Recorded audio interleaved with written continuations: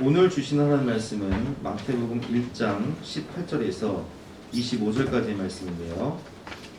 영상을 통해서 하나님의 말씀 함께 듣도록 하겠습니다. 예수 그리스도의 나심은 이러하니라. 그의 어머니 마리아가 요셉과 약혼하고 동거하기 전에 성령으로 잉태된 것이 나타났더니 그의 남편 요셉은 의로운 사람이라 그를 드러내지 아니하고 가만히 끊고자 하여 이 일을 생각할 때에 주의 사자가 현몽하여 이르되 다윗의 자손 요셉아, 내 아내 마리아 데려오기를 무서워하지 말라. 그에게 잉태된 자는 성령으로 된 것이라. 아들을 낳으리니 이름을 예수라 하라. 이는 그가 자기 백성을 그들의 죄에서 구원할 자이심이라. 이 모든 일이 된 것은 주께서 선지자로 하신 말씀을 이루려 하심이니 이르시되 보라, 처녀가 잉태하여 아들을 낳을 것이요 그의 이름은 임마누엘이라 하리라. 이를 번역한즉 하나님이 우리와 함께 계시다 함이라. 요셉이 잠에서 깨어 일어나 주의 사자의 분부대로 행하여 그의 아내를 데려왔으나 아들을 낳기까지 동침하지 아니하더니 나음에 이름을 예수라 하니라. 말씀은 그 이름 예수 임마누엘이라는 제목으로 본 말씀을 통해서 함께 은혜를 나누겠습니다. 이번 성탄절을 준비하면서 참 우리가 기대를 많이 했죠. 이제 좀 방역수칙도 풀리고 올해만큼은 예전처럼 성탄절에 모여서 즐거운 시간도 갖고 맛있는 음식도 나눠 먹고 케이크 만들기도 하고 여러 가지를 계획을 했었는데 참 그렇게 되지도 못했습니다.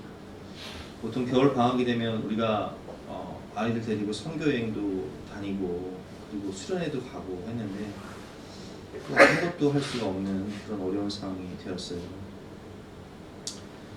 다시 시작된 사회적 거리두기로 인해서 인원 모임도 제한이 되고 그거보다 더 고통스러운 것은 지금 이 어려운 상황 가운데 너무나 많은 분들이 참 허무하게 세상을 떠나고 계시다는 거예요. 제가 알고 있는 어떤 분도 얼마 전에 코로나 때문에 세상을 떠나셨는데 참 기가 막힌 것이 가족들이 인종을 지키지도 못하고 그냥 바로 그냥 화장터로 가서 화장된 다음에 뼈만 이렇게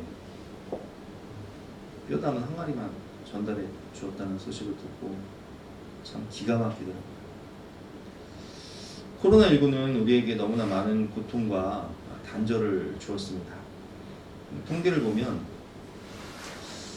제가 설교 준비를 하면서 그저께 이제 통계를 봤더니 2021년 12월 그저께 통계로는 세계 현황이 지금 2억 7천만 명 정도가 확진이 되었습니다. 물론 통계 잡힌 것만 이 정도죠. 그리고 그 중에 532만 명 정도가 사망을 했다고 하지만 실제로 뭐 인도 같은 경우는 통계를 잡을 수가 없잖아요. 그래서 통계 잡을 수 없는 인원까지 포함하면 1,000만 명 이상이 사망을 했을 거라고 추정을 하고요. 그 이외에 백신 부작용이나 그리고 코로나19로 인한 경제적 어려움, 정신적 어려움으로 인한 자살하신 분들까지 합치면 거의 뭐 한 1,500만 명 이상 사망하지 않았나 이런 추정을 하고 있습니다.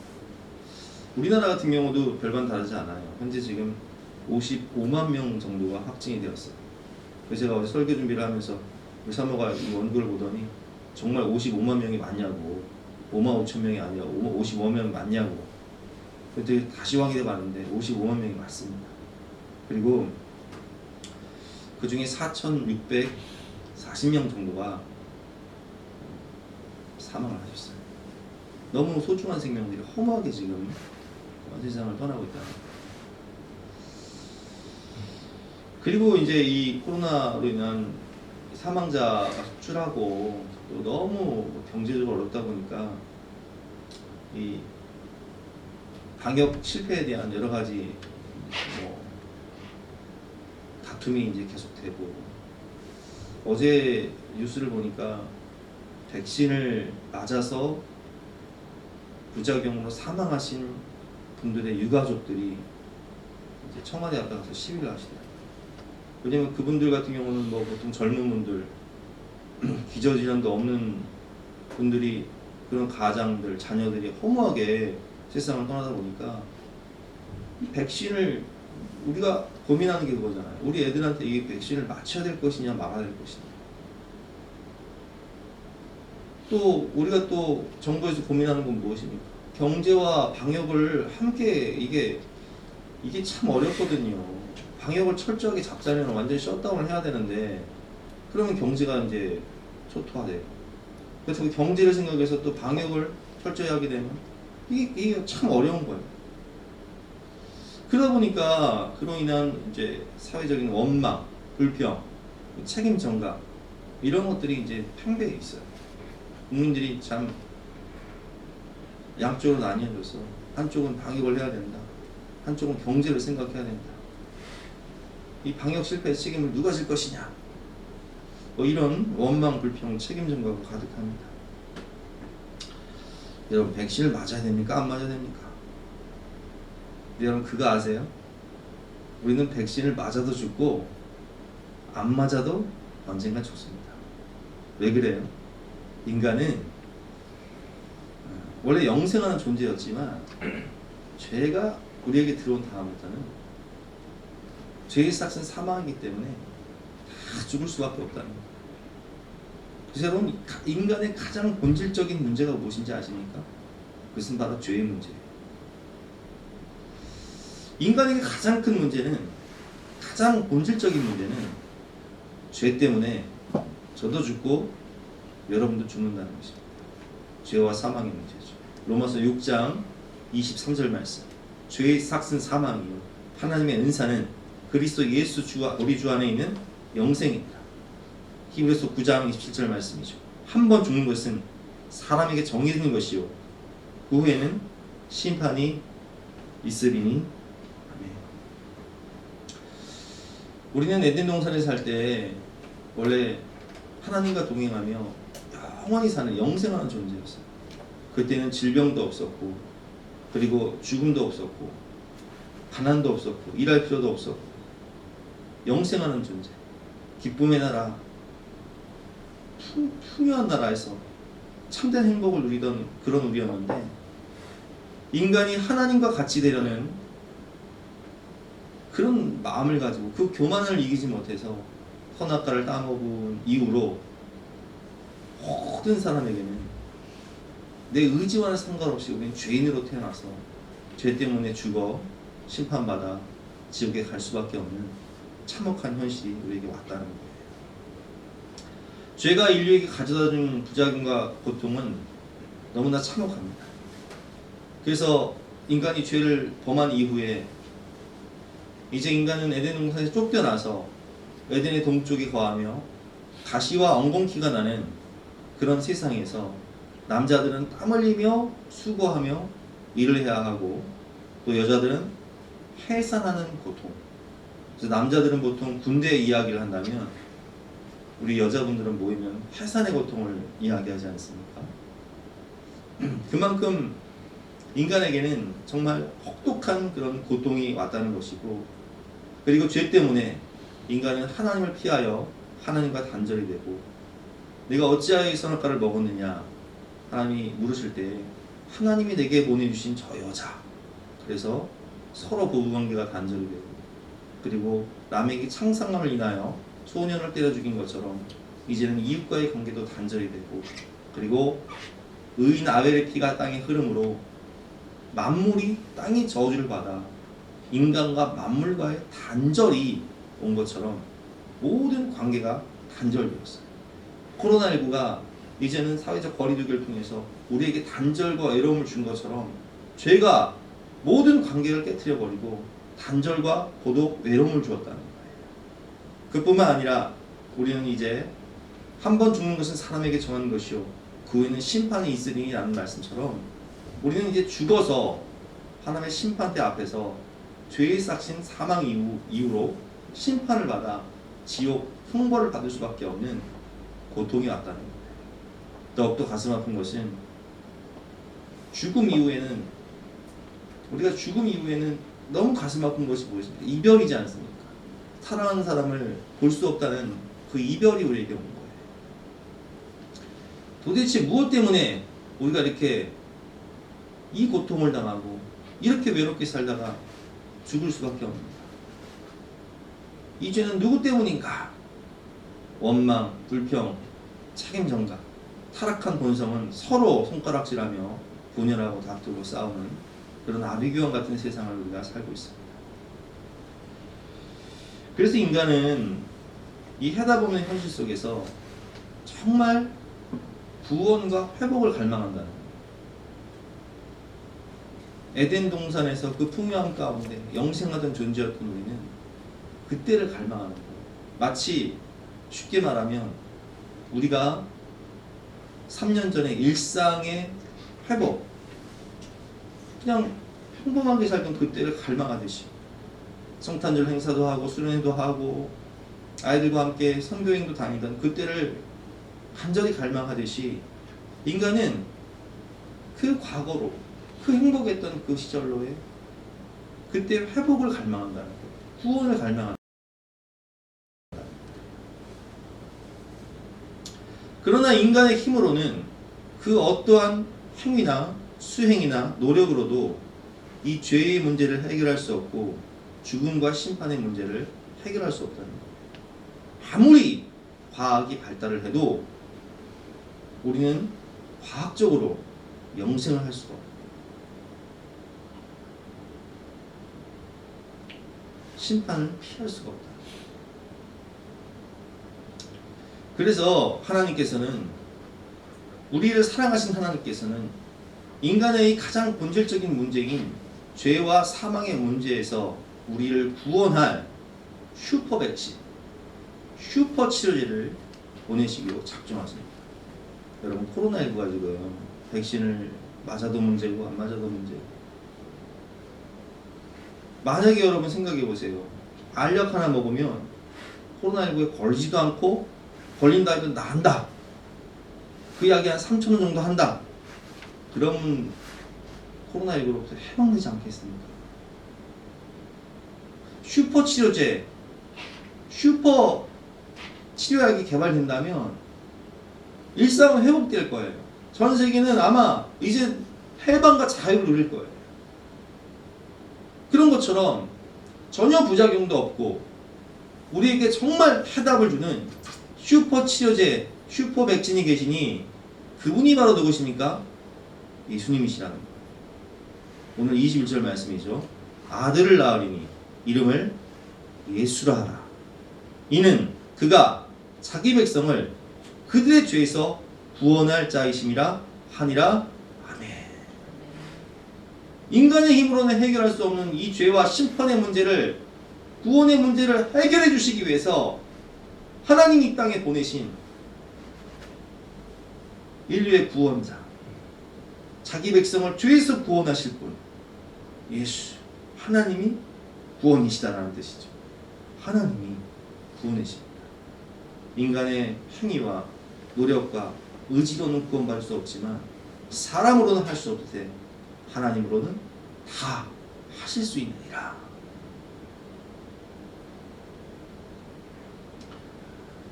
예수님은 성령으로 잉태되신 분이시죠. 예수님은 창조주시며 구속주시며 그리고 생명의 주인이세요. 우리에게 부활의 산소망을 주시는 생명의 주인이시죠. 18절과 20절 말씀을 보면 예수님이 성령으로 잉태된 것을 두 번이나 말씀하고 있습니다. 예수 그리스도의 나심은 이러하니라. 그의 어머니 마리아가 요셉과 약혼하고 동거하기 전에 성령으로 잉태된 것이 나타났더니 그의 남편 요셉은 의로운 사람이라. 그를 드러내지 아니하고 가만히 끊고자 하여 이 일을 생각할 때에 주의 사자가 현몽하여 이르되 다윗의 자손 요셉아 내 아내 마리아 데려오기를 무서워하지 말라. 그에게 잉태된 자는 성령으로 된 것이라. 아멘. 성령으로 잉태되어야 할 이유는 예수님은 죄가 없으신 분으로 태어나셔야 하기 때문에 성령으로 잉태되셔야 되는 거예요. 예수님은 100% 하나님으로 이 땅에 오셨기 때문에 성령으로 잉태되셔야 됩니다. 그런데 성경 공부를 하다 보면 이 부분에서 걸리는 분들이 계세요.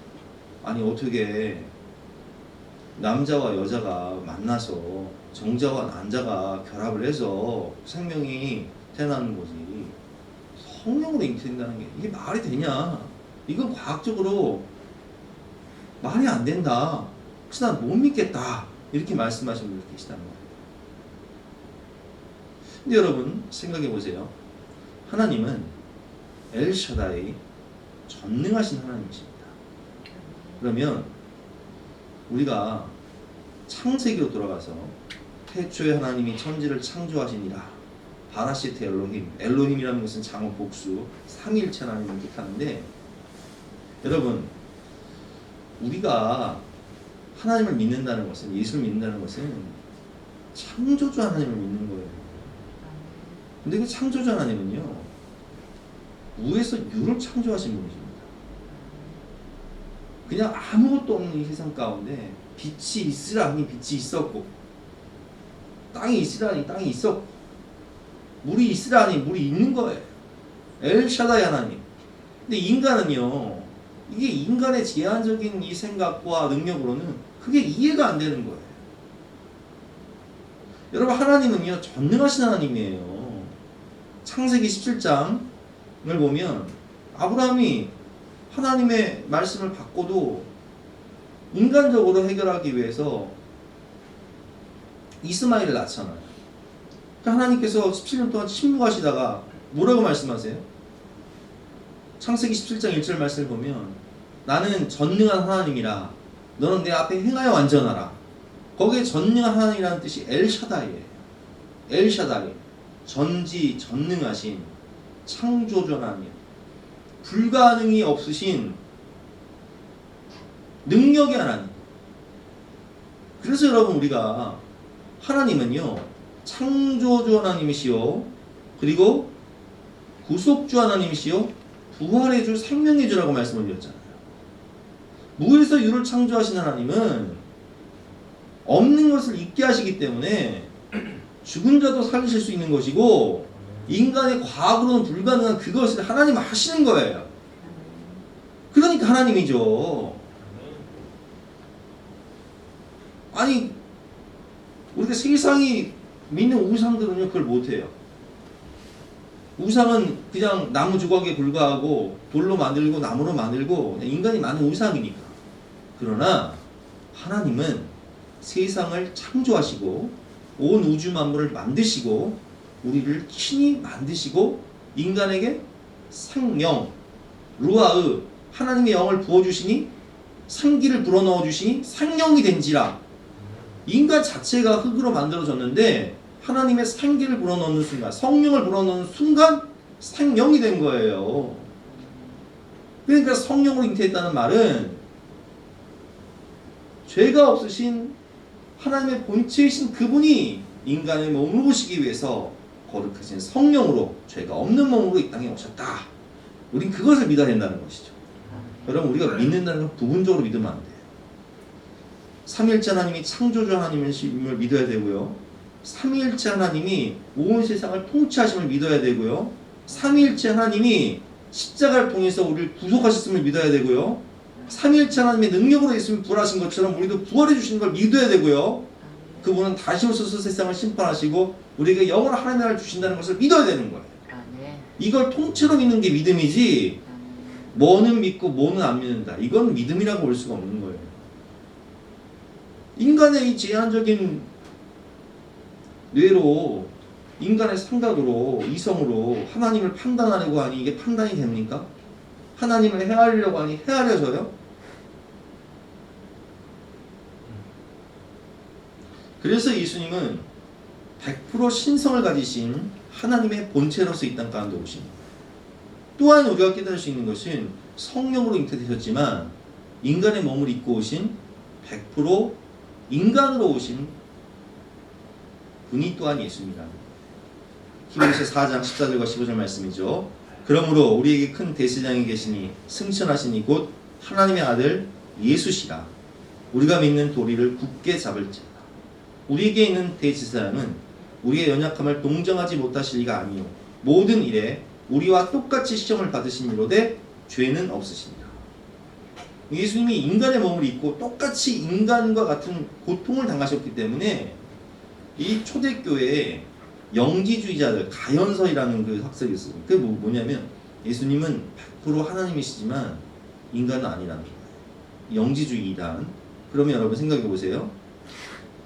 100% 하나님이시고 인간은 아니시라면, 영으로만 오셨다면 예수님이 십자가에서 담당하신 그 고통은 진짜일까요? 가짜일까요? 영이 무슨 고통이 있어요? 가짜죠? 그 영지주의, 가연설의 문제가 그거라는 거예요. 여러분, 예수님은 100% 인간으로 오셔서 100% 하나님이시지만 100% 인간으로 오셔서 십자가를 지실 때 정말 물과 피를 다 쏟으시면서 내가 목마르다, 우리를 위해 몸짓기고 피 흘리셨기 때문에 그 고통을 정말 100% 담당하신 거예요. 그래서 신학적으로 예수님은 100% 하나님이신 동시에 100% 인간이라는 거예요. 우리와 똑같이 시험을 받으신 이로되 죄는 없으시니라. 100% 인간으로 오셨지만 100% 하나님이시기 때문에 죄가 없으신 거예요. 십자가의 고통을 진실하게 담당하셨다는 것이죠. 우리를 구원하시기 위해서 오신 참 하나님, 참 인간, 구원자, 아들을 낳으리니 이름을 예수라 하라. 이는 그가 자기 백성을 그들의 죄에서 구원할 자심이라 하니라. 그래서 십자가에서 뭐라고 말씀하셨어요? 테텔레스타이. 내가 너의 모든 고통과 죄값을 내가 다 갚았다, 청산했다, 다 이루었다, 그런 뜻이지 않습니까? 그분은 우리와 함께 하셔서 우리에게 모든 것을 회복시켜 주십니다. 그래서 예수님은요, 이 땅에 오신 이유가 우리를 구원하시고 우리에게 모든 것을 회복시켜 주시기 위해서 오신 거예요. 이것이 복음이에요. 복음이란 건 무엇입니까? 여러분, 우리가 코로나19 팬데믹 상황 가운데 복음이 뭐예요? 이 문제를 해결할 수 있는 슈퍼 치료제, 슈퍼 백신만 오면 해결되는 거잖아요. 이게 복음이잖아요. 기쁜 소식이잖아요.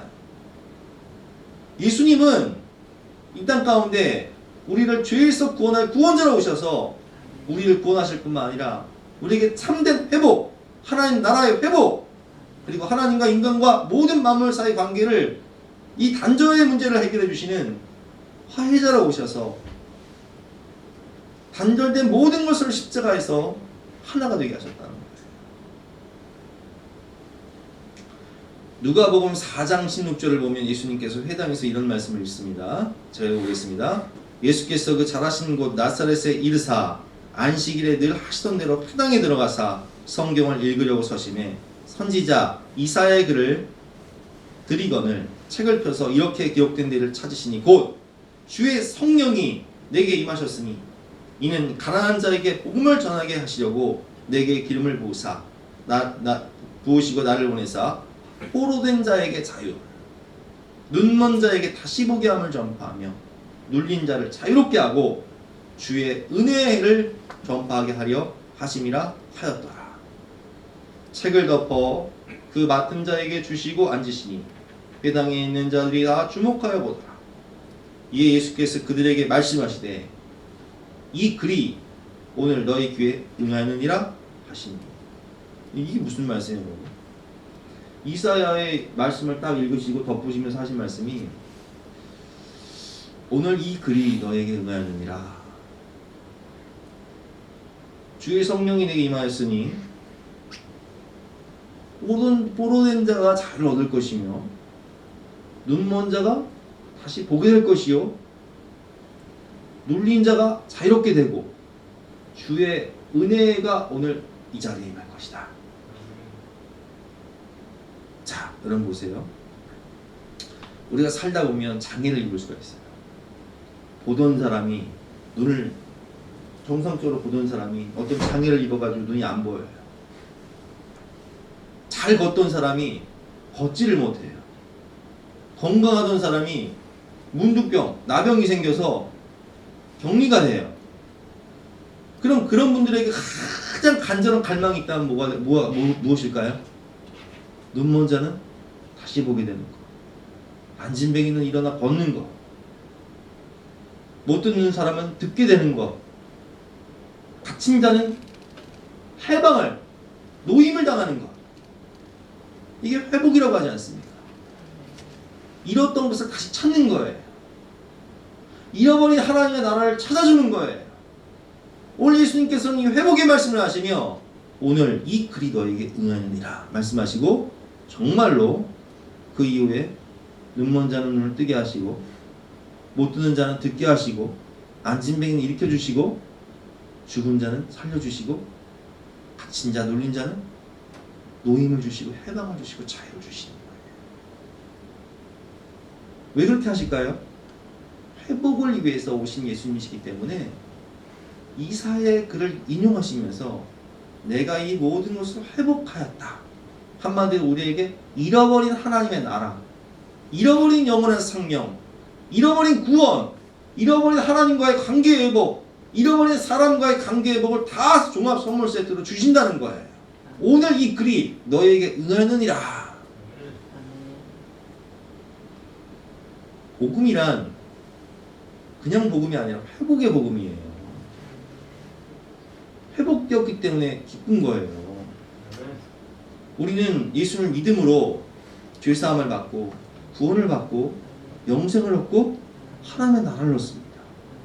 하나님의 나라에 가면 우리가 요한계시록을 보면 알지만 하나님 나라에 가면 거기에는 죽음도 없고 이별도 없고 눈물도 없고 애곡도 없어요. 슬픔도 없어요.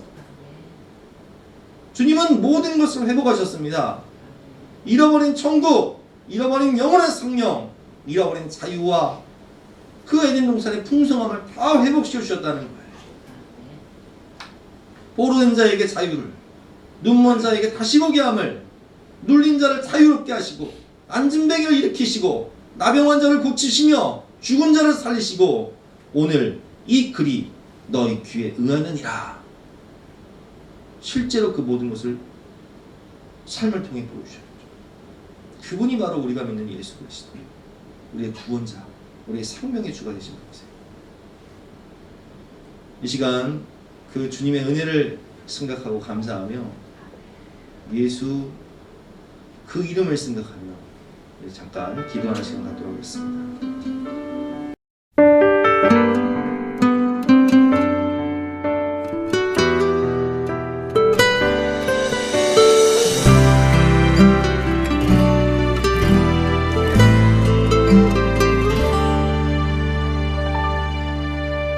슬픈 마음 있는 자, 몸과 영혼 병든 자, 누구든지 부르시오. 예수 이름 부르시오. 그 이름을 믿는 자, 그 이름을 부르는 자, 그가 어떤 사람이든 그는 구원하리리.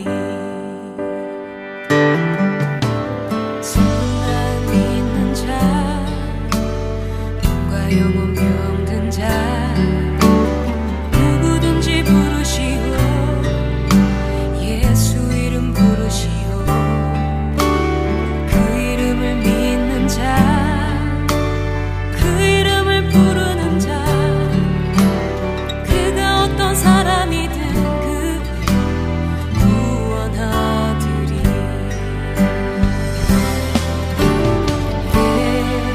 예수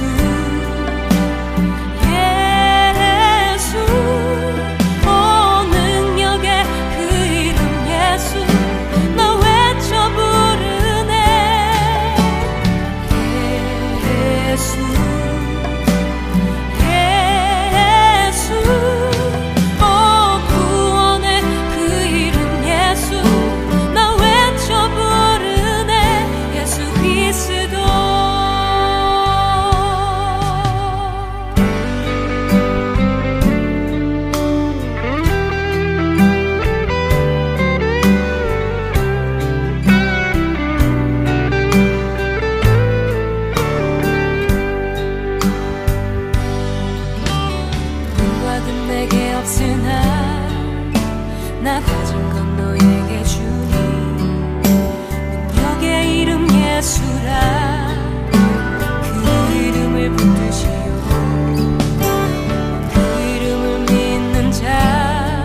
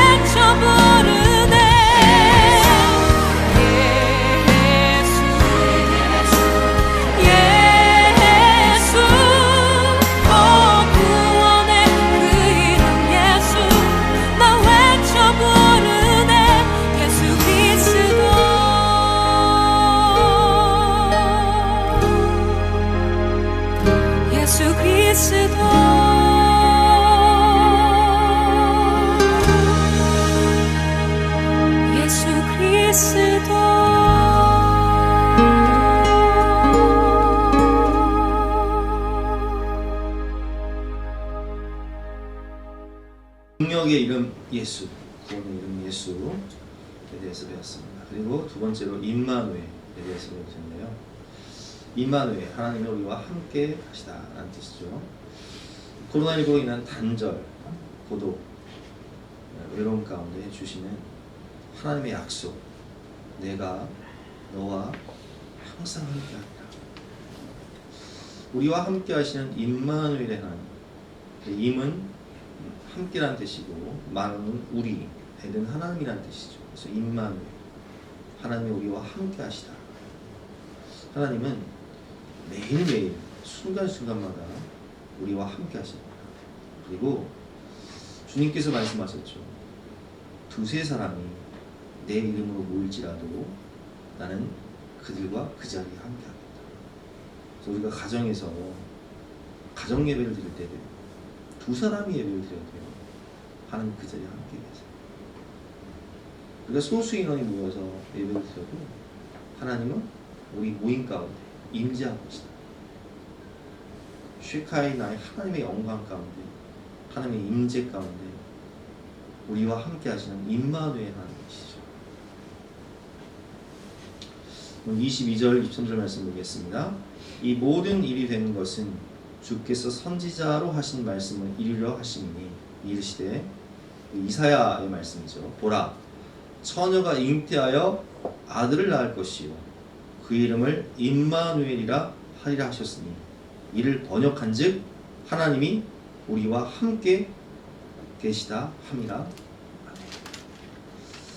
요셉이 잠에서 깨 일어나 주의 사자의 공보대로 행하여 그의 아내를 데려왔으나 아들을 낳기까지 동침하지 아니하더니 나음의 이름을 예수라 하니라. 아멘. 임마누엘의 하나님, 우리가 창세기를 통해서 배운 것은 믿음의 조상들과 함께 하시는 하나님이에요. 믿음의 조상 아브라함부터 보면요, 창세기 21장 22절 말씀에 그때 아비멜렉과 그 군대 장관 비골이 아브라함에게 말하 이르되, 내가 무슨 일을 하든지 하나님이 너와 함께 계시도다. 이방 사람들이 볼 때에도 아브라함을 보면 네가 무슨 일을 하든지, 야, 어떻게 너는 하나님이 늘 너와 함께 계시냐?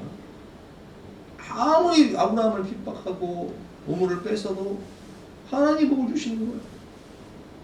창성케 해주시는 거예요. 아들 이삭을 주시는 거예요. 아니 100세에 도저히 불가능할 때 아들 이삭을 주시는 거예요. 318명의 길리온 자를 거느리고 5나라 연합군을 물리쳐버리는 거예요. 이게 어떻게 가능하냐? 이야, 전능하신 엘샤다이 하나님이 너와 함께 계시는 것을 우리가 분명히 보아주다. 이삭은 어떻습니까? 창세기 26장 우리가 다 배운 말씀이에요. 2절 말씀에 보면 여호와께서 이삭에게 나타나 계시되, 애굽으로 내려가지 말고 내가 내게 지시한 땅에 거주하라. 이 땅에 거류하면 내가 너와 함께 있어 내게 복을 주고 내가 이 모든 땅을 너와 네 자손에게 주리라. 내가 내 아버지 아브라함에게 맹세한 것을 이루어 내 자손을 하늘의 별과 같이 번성하게 하며 이 모든 땅을 내 자손에게 주니 내 자손으로 말미암아 천하 만민이 복을 받으리라. 아멘. 그래서 이삭은 하나님 말씀에 순종해서 그 땅에 거함으로 농사를 지었을 때 몇 배를 얻어요? 100배나 얻었고. 아니 어떻게 농사를 짓는데 100배를 얻어요? 남들보다 100배를 얻어버리는 거예요. 하나님이 함께 하시니까 가는 거죠. 이게 임마누엘의 하나님. 야곱은 어떻습니까? 형을 속이고 아버지를 속이고 형이 야곱을 죽이려고 할 때 저 바단 아람으로 도망갈 때 베델에서 하나님께서 말씀하시죠. 창세기 28장 5절 말씀. 내가 너와 함께 있어 내가 어디 건지 너를 지키며 너를 이끌어 이 땅으로 돌아오게 할지라. 내가 내게 허락한 것을 다 이루기까지 너를 떠나지 아니라 하신지라. 아멘. 그래서 그 하란 땅에서 20년을 거할 때 하나님은 순간순간 매일매일 이 야곱을 지켜주시는 거예요. 아무리 라반이 야곱을 이용해 먹으려고 해도 하나님은 누구에게 뭘 주세요? 야곱에게 복을 주시는 거예요. 그러니까 라반이 그렇게 고백하잖아. 야 하나님이 너 때문에 내게 복을 주시는 것을 내가 깨달았노니 이제 고향 땅으로 돌아올까 말까 고민하고 있을 때 창세기 1장 3절 말씀에 여호와께서 야곱에게 이르시되 내 조상의 땅 내 족속에게로 돌아가라 내가 너와 함께 있으리라 하신지라. 아멘. 아들 요셉이 살아서 아버지를 초청해서 온 가족을 데리고 애굽으로 내려갈 때 하나님이 말씀하시죠. 애굽으로 내려가는 것을 걱정하지 말고 염려하지 마라. 내가 너와 함께하리라. 요셉이 너의 눈을 감겨줄 것이고 너희 민족은 너희 가족들은 민족으로 거듭나게 될 것이다. 내가 너와 함께하리라 약속하시잖아요. 요셉은 어떻습니까? 요셉은 창세기 39장 21절 말씀을 보니까 여호와께서 요셉과 함께 하시고 그에게 인자를 더하사 간수장에게 은혜를 받게 하시네. 여러분 오늘 본문의 말씀은요 요셉이 감옥에 갇혔을 때 얘기해요. 근데 그 감옥에서도 갇혀있을 때에도 하나님 함께 하신다는 거예요. 거기서 은혜를 주신다는 거예요. 23절 말씀이죠. 간수장은 그의 손에 맡긴 것을 무엇인지 살펴보지 아니하였으니 이는 여호와께서 요셉과 함께 하심이라. 여호와께서 그를 범사에 형통하게 하셨더라. 감옥에 있어도 하나님이 함께 하시니 형통해지는 거예요. 고난이 축복이 되는 거예요. 이게 바로 임마누엘 하나님이십니다. 출애굽기 넘어가서 이제 출애굽에 하나님께 쓰임받는 위대한 종이 누굽니까? 모세에게 하나님께서 동일한 말씀을 하세요. 출애굽기 3장에 보면 12절 말씀이죠. 하나님이 이르시되 내가 반드시 너와 함께 있으리라. 내가 그 백성을 애굽에서 인도해낸 후에 너희가 이 산에서 하나님을 섬기니 이것이 내가 너를 보낸 증거니라. 아멘. 제가 옛날에 목회를 할까 말까. 내가 볼 땐 목회는 정말 답이 없어요. 목회자에게 간다는 것이. 하나님이 뭐라고 말씀하신지 아세요? 목회 네가 하냐? 내가 하지. 내가 너와 함께 하리라. 이제 좀 그 말씀 붙잡고 간 거예요. 출애굽기 3장의 말씀. 내가 누구간데 바로에게 가며 내가 무엇을 하리까? 하나님 말씀하시죠. 그 네가 하냐? 출애굽의 역사를 네가 하냐? 내가 하는 것이지. 내가 너와 함께 하리라. 가라! 저는 이 말씀을 읽으면서 깨달습니다. 이 내가 하는 게 아니구나. 주체가 내가 아니구나. 주어가 내가 아니구나. 여러분 하나님이 하셔야 되는 거예요. 하나님이 하셔야 영혼도 구원받는 것이고 하나님이 하셔야 성령의 감동도 있는 것이고 하나님이 하셔야 능력도 나타나는 거고 하나님이 하셔야 불가능도 가능해지는 거지 우리가 뭘 할 수 있습니까? 그러나 전능하신 하나님 임마누엘 하나님이 우리와 함께 하시면 믿는 자에게 능치 못할 일이 없는 거예요. 그분이 하시니까 이제 하나님과 대면하던 이 능력의 종 모세가 죽습니다. 그리고 모세의 시종 비서였던 여호수아가 민족의 지도자가 돼요. 근데 여호수아는 저 가나안 땅을 정복해야 되는데 그 가나안 땅은 아낙 자손들, 거인 자손들이 살고 있어요. 3m 가까이 되는 골리앗과 같은 그 거인 자손들이 살고 있고 철옹성 여리고성은요 높이가 12m. 그들은 칼과 창과 병거를 가지고 있고 게임이 안 돼요. 그런데 여호수아 1장 5절 말씀을 보면 여호수아에게 하나님이 말씀하십니다. 내 평생에 너를 능히 대적할 자가 없으리니 내가 모세와 함께 있었던 것 같이 너와 함께 있을 것임이라. 내가 너를 떠나지 아니하며 버리지 아니하리니 강하고 담대하라. 너는 내가 그들의 조상에게 맹세하여 그들에게 주리라 한 땅을 이 백성에게 차지하게 하리라. 내가 모세와 평생을 함께 한 것처럼 너와도 평생을 함께 할 것이다. 할렐루야. 여러분 우리 하나님은요 우리 부모님과 평생을 함께 하신 뿐만 아니라 나와도 영원토록 함께 하시고요 우리 자녀들과도 영원토록 함께 하실 하나님이세요. 내가 모세와 함께 있었던 것 같이 너와 함께 있을 것임이라. 내가 너를 떠나지 아니하며 버리지 아니하리라. 할렐루야. 사사기를 보면 기드온에게 말씀하시죠. 여호와의 사자가 기드온에게 나타나 이르시되 큰 용사여 여호와께서 너와 함께 계시도다.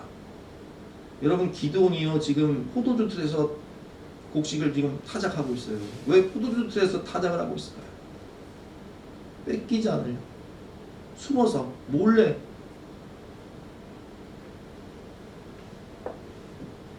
근데 뭔 큰 용사예요 기드온이. 근데 기드온이 큰 용사가 된 이유가 있어요. 기드온과 300 용사들이 10여 명의 미디안 대군을 물리친 이유가 있다고요. 그 이유가 오늘 본문에 나와 있어요. 왜 큰 용사라고요? 하나님이 함께 하시기 때문에. 큰 용사여 하나님이 너와 함께 계시도다. 하나님이 너와 함께 계신 너는 큰 용사가 될 것이다. 이렇게 말씀하시는 거예요. 내 성격이 소심하고 찌질하고 내가 볼 때도 내가 나를 볼 때도 이건 아닌 것 같아. 근데 하나님 말씀하시죠. 아니야. 너의 부정적인 생각을 버려.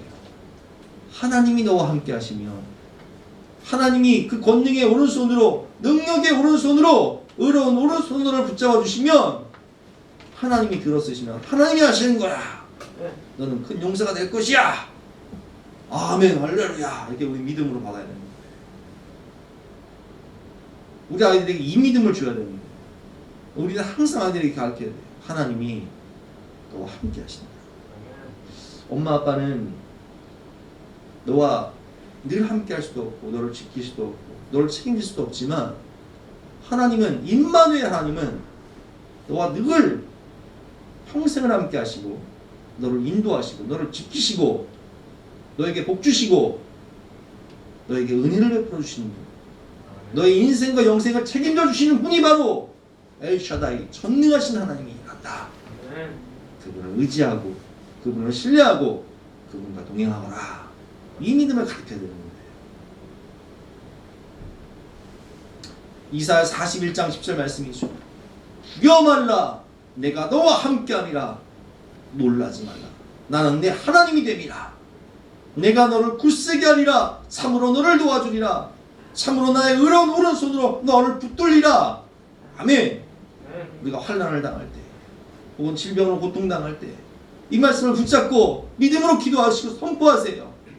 두려워하지 말아라. 내가 너와 함께함이라. 놀라지 말아라.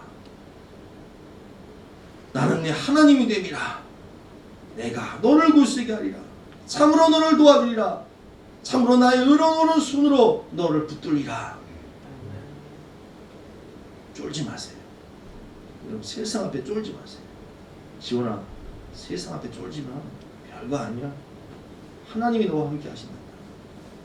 여러분, 그런 믿음을 가지고 우린 담대해야 돼요.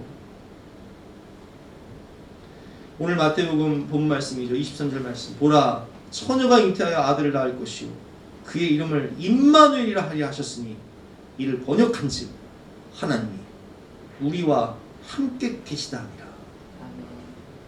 그분은 영원토록 우리와 함께 하시겠다 약속하셨어요. 마태복음 28장 20절 말씀이죠.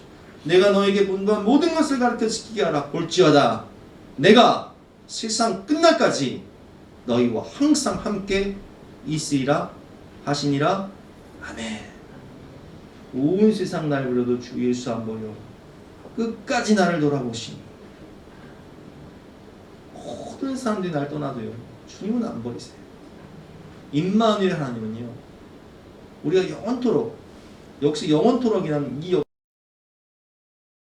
의미는 우리가 살아있을 때, 죽어서 심판받을 때, 그리고 하늘나라에 입성할 때, 하늘나라를 통치할 때도 우리와 영원토록 함께 하시는, 인생과 영생 매일매일 영원토록 순간순간 함께 하시는 분이 바로 임마누엘의 하나님이심을 믿으시기 바랍니다. 예수, 우리를 죄에서 구원할 자 임마누엘, 우리와 영원토록 함께 하시는 그 하나님을 바라보고 믿음으로 승리하시는 저와 여러분 되시기를 주님의 이름으로 축원합니다. 모든 상황 속에서, 인생의 위기와 어려움 속에서 늘 함께 하시는 임마누엘 하나님, 지금 여기 내 마음, 우리 모임 가운데도 함께 하시며 세상 끝날까지도 영원토록 함께 하시는 하나님의 약속의 말씀을 바라보고 믿음으로 승리하시는 저와 여러분 되시기를 주님의 이름으로 축원합니다. 함께 기도하는 시간 갖도록 하겠습니다.